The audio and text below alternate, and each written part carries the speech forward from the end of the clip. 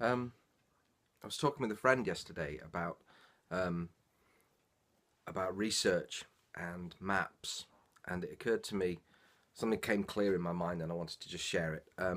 It seems that there's been a shift in our understanding of the world, possibly because of digital, and we can use kind of sat navs and the way that we follow maps now as a metaphor for different kinds of research. I think um, I'm trying to work the idea out myself, and I'm going to work it out live on this film. Um, the bottom line is, I remember learning how to read a map that was an ordnance survey map laid out with a compass, and you would look and you would see where um, a church with a steeple as opposed to a church with a tower was, and you could orient yourself and work out by triangulating yourself in relation to things that were not on the path. They were not where you were going. They were surrounding you. They were over there, or they're over there, or they're behind you, in front of you, or in the distance. And you could, by comparison, by comparing your place in relation to those objects, you could work out where you might be. Um, and it seems to me that's actually kind of a beneficial version of research, and something that I understand as research, because it's a way of looking not necessarily in a straight line, but actually to the left and to the right and above and below and around you, to see where you are and see how things relate to one another in a kind of wider sense. The danger is that maps are now sat navs and Google Maps and directions, and they're actually a list. They're not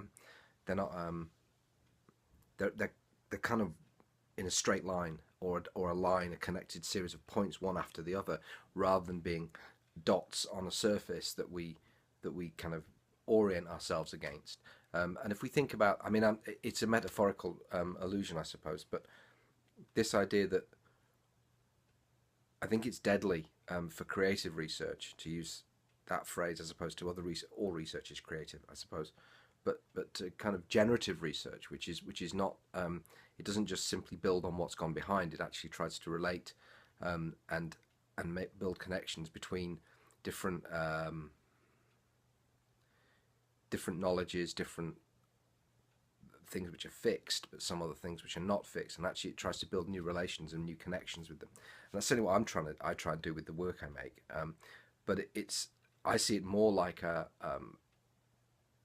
relating to maps than a kind of sat nav sort of list of directions, which require you to be in a certain spot, and only really engage with the world around you. I mean, you can be driving along a road um, and have no idea what is to the left and the right of you, because your sat nav doesn't tell you that, because it doesn't need to tell you that for the purpose of getting to a destination. And I think research should not be destination oriented, but should actually be journey oriented, and using those thinking of research as a kind of a mapping, or a process of drawing connections between things. And it struck me that the other kind of maps that we're used to, I used to be fascinated by as a kid, was kind of constellation maps. Someone tells you there's the Great Bear in the sky, and you go and look up, and you can't see a Great Bear. You can see lots of dots, lots of white dots, and then someone draws the map and shows you where the Great Bear is by drawing these kind of stars together, and you go, well, I still don't really see it. You have to kind of leap.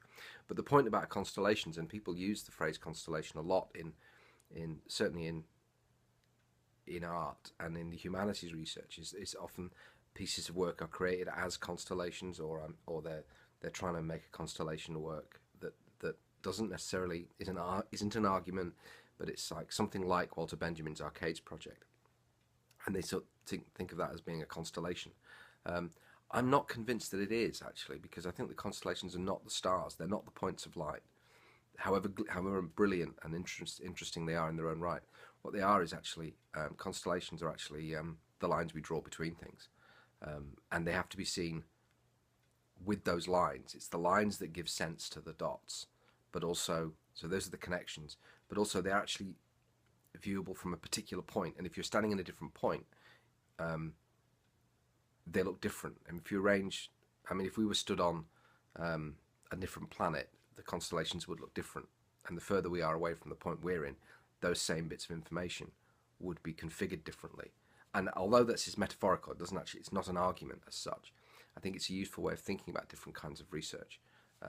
So I'm interested in the kind of mapping and seeing what's off the beaten track and connecting it to where I am and in myself in relation to it, rather than following stepping stones that go one after the other and get to a place where I know I'm already knowing I'm get to.